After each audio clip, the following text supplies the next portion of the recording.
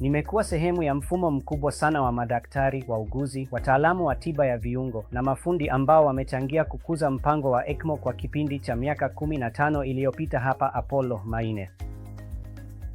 Tumetumia tiba hii inayobadilika kwa mafanikio makubwa kwa zaidi ya wagonjwa 300.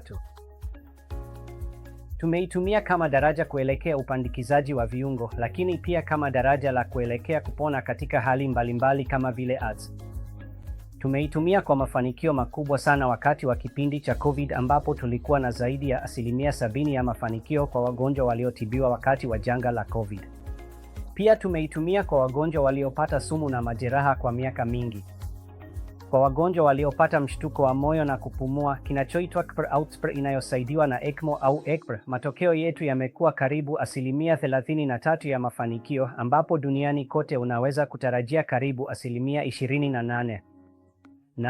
Katika juhudi hii, tumepokea pia simu kutoka hospitali mbalimbali katika jimbo la Tamil Nadu na wakati mwingine, hata kutoka majimbo mengine ambapo timu yetu imeweza kusaidia kuanzisha ECMO kwa mbali pamoja na kusaidia timu ya huko kuwahudumia wagonjwa hawa au kuwahamisha hapa iwapo wanahitaji upandikizaji.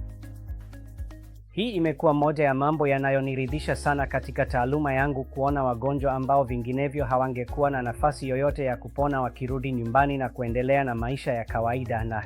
Nadhani hili limekuwa moja ya mafanikio makubwa ya hospitali ya Apollo Maine.